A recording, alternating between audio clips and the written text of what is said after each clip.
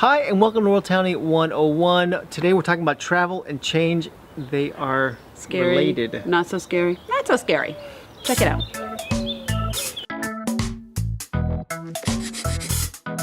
Hi, and welcome to WorldTowning 101. I'm Will. I'm Jessica. And today we're talking about how change and your travel plans can be a little daunting. Scary. I don't think it's that scary, but just change in general scares anyone. So we're gonna dig deep into this and kind of share with you how we deal with change, because we've had a heck of a lot of change. And Will and I have been together, what, a little over 20 years, and travel wasn't the only change in our life. We have had many ups and downs and changes and curves, and this is not where we thought we were going to be. It's a great place to be. It's a great place to be. But not where we thought we were going to be. So we've overcome a lot of change and dealing with obstacles and all this kind of stuff. So and we've got another change coming up now with going to the RV, and and we want to talk about how we're physically coping with the change and how maybe you can learn from our strategies. Wine, cheese, baguette. No, I'm just kidding. That's plan B. That's plan B. All right, let's start with our first, and in no particular order.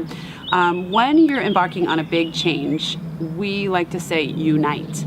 Enlist your family, your friends, your children, the dog if you need to. Get everyone who's in your camp to talk to you and basically bounce ideas off of. And be your support system, you know? I mean, you're gonna have bad days, you're gonna have good days, and when you have those bad days, you really need someone who's gonna make you laugh. To help you out. Yeah, help you be self-deprecating, have a glass of wine with you, go for a run, whatever it means. You need to find those people, that tribe, that are gonna be there with you through the change, because it's not gonna always be easy.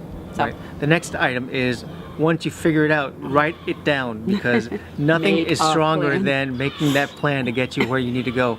And basically this just helps you focus onto where you need to go, because having an idea and writing it down basically lets you draw that outline of where you want to take this. Yeah, Will and I, you know, I mean, everyone has all these ideas and they float around and you throw them out into, you know, the atmosphere and all this stuff, but we really believe in writing it down. Once you write it down, it really seems real and solid and out there.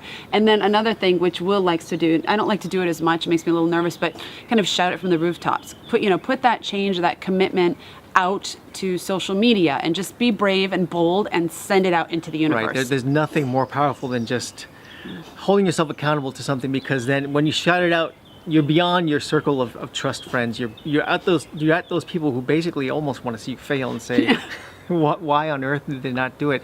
And when you shout it out there, you're basically holding yourself accountable to a larger audience. Right. So it becomes more real.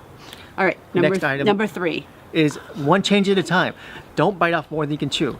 We fail miserably at this. Let's give ourselves a little bit more credit. Okay. We're where we are now because almost miserably. we've bit off more than we can chew in a lot of cases. And when we failed. But we find a way to make it happen. We do. And I would not, I mean, it's worked out for us, but I wouldn't necessarily recommend it to someone, especially if their change that they're embarking on is a travel change, because you want to stack the cards, you know, kind of in your favor as much as possible. So kind of tackle all those things you can at home before you take off. For example, if you're going to start homeschooling when you travel, maybe start, you know, a year earlier, 6 months early on your home base, so that when you make that transition, you're not taking on 15 different things at once. And we say this because when we went to Costa Rica, we had a really tough transition.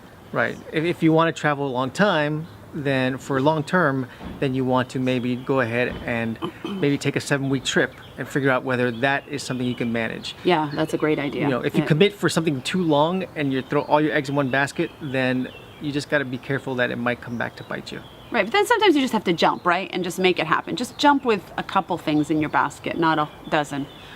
Just know your personality. Yeah, exactly.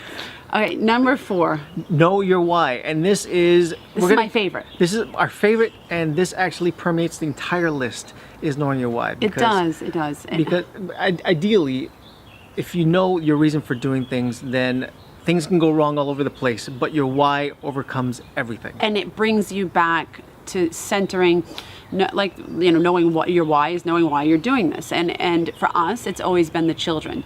So when we come into complications along the way, it's nice. It is nice. But we look at it and we say, how can we overcome this? Because this is why we're doing it. It's for the children. And so, you know, if one of the things that we think we can overcome or deal with this change with is something that we can't take place for 10 years, and it doesn't work within our why because we're traveling because of our children. So you really have a strong why, and if you find yourself straying from that along, then maybe you need to reevaluate your why. But your why, if it's powerful and it's strong and you come back to that through the change, it'll pull you through. Like for instance, right now we're preparing for RV, right? If something were to go wrong at this point, we would still find a way to make this happen. Now, whether we'd go back to the living in an Airbnb, I think it'd probably go back to living in an Airbnb and still doing this. But our why is centered around the children and getting them this experience to travel the world. There's almost a why, and then there's like subcategories of why. Like ours is travel with the kids, and next on our agenda is travel more around Europe, right?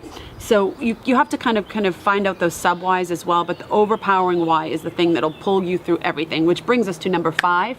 Is identifying obstacles. So let's relate it to travel because we are, a travel family. You almost have to speculate what you think the obstacles might be before you actually enter into your travel or your next destination or your next world town. That's not always easy. I mean, it's really not easy. If you're going, let's say, for example, you're going to take your exams for the bar, you can speculate what your obstacles are going to be because other people have done this. It's very different and very customized and particular to your family with travel. So the best thing to do is identify the obstacles that you anticipate will happen, the obstacles that you're currently in, and kind of roll from there. Once you know those obstacles, it makes it a little bit easier to overcome them because you have tools to overcome them, and they're clearly going to be obstacles that you hadn't thought of as well. Right. For us with travel, we've done it enough. We know the obstacles with travel, but with travel with the RV, there's a whole bunch of obstacles that we're not even imagining at this point. So we're scouring YouTube videos, trying to figure out what we did wrong and trying to figure out, what to expect when you're expecting, if there's a book for that for RV. What to expect, and you're expecting to birth an RV trip. Well, it's something like that where, and then you figure out what are the remediations at that point. And we do that. Yeah, we do. Now our kids are 9 and almost 13. So we enlist them to help us and be a big part of this in many different areas of this travel life. But in relation to obstacles, we ask them to kind of think about what obstacles they are going to encounter. What obstacles will we encounter in an RV? And will the sleeping arrangements be okay? And can they really see themselves doing their schoolwork at a table this big with 4 of us crammed around it? Can they not fit all their Legos in their cubby hole? I mean, these are their obstacles. All right, so number 6 is self-talk.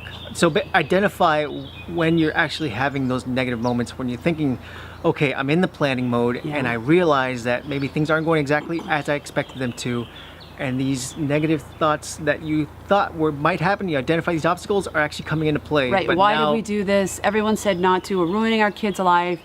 We're risking our retirement.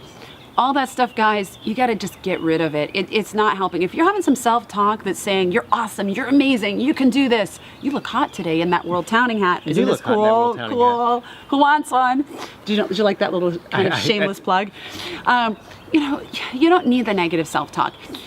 There's going to be enough people out there, hopefully not too many, but there will be people who are saying you're crazy and just giving you that talk that's right in your face. You don't need to create it in your own head. But that's when you go back to the people you originally united with, those people in your core group. That's when you go back to your why. There's just that why just gets into everything. Okay, next item is prepare for the naysayers. I meet people every day who didn't have one naysayer, and then I meet people who had so many naysayers that they're completely disconnected with their family and friends from their pre-travel life. You just gotta ignore them. I mean, here's the reality. No one gets a vote, and I've said this before, and you probably are tired of hearing it, but no one gets a vote on how you choose to live your life or raise your children. No one. You keep it within the core of your family, and you just ignore those people. You basically don't need that around you. You don't need the negative energy.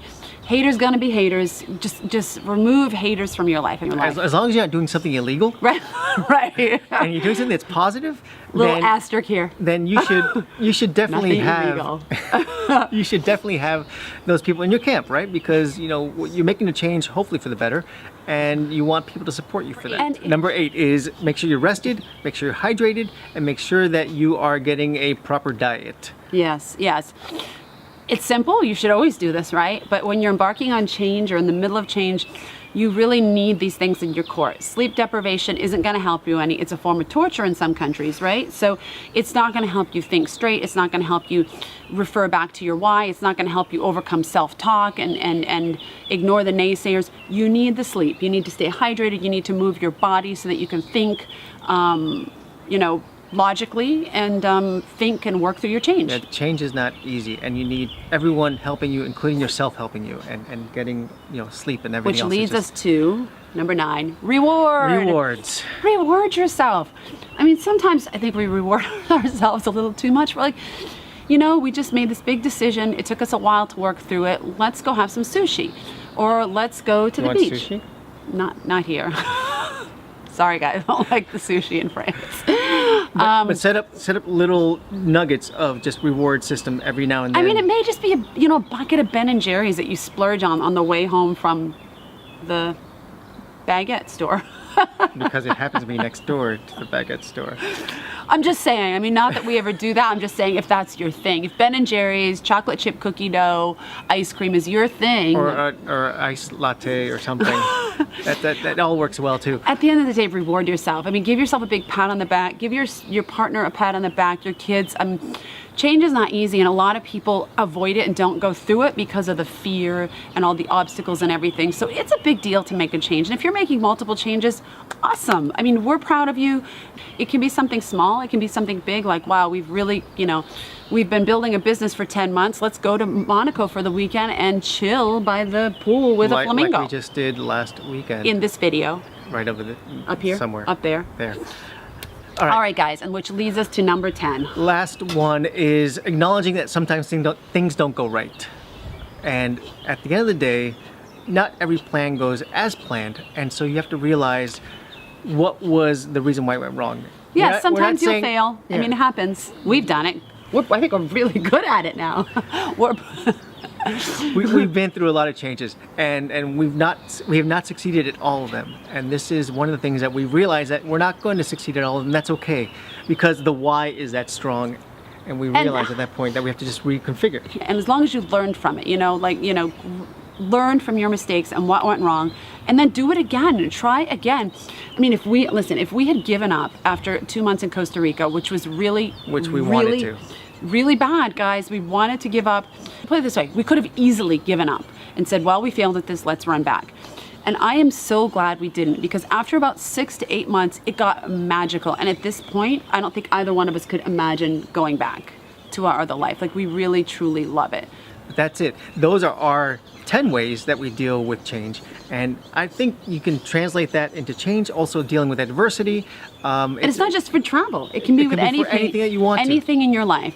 I think if you have some others ways you deal with change, put them in the comments. Let us know how you deal with change, whether you're traveling or not. Like, how are you dealing with big changes in your life? Because change is inevitable. If you want to continue to move and grow and spread your wings and learn, you're gonna have to deal with change. So let us know how you do it. We have a big change coming up real soon, and we're gonna be putting all these into action. In all due time, we'll share everything, because I think the more we share, it helps you guys learn and kind of see what we go through on this end of the travel life, and how we deal with it. So thank you for joining us today. See you next time on WorldTowning. Au revoir. 101. Bye. Okay. Did we talk about the hat and the shirt? Is that all? Maybe at the end. Okay. Hi, and welcome to WorldTowning 101. 105. Do it again. Okay.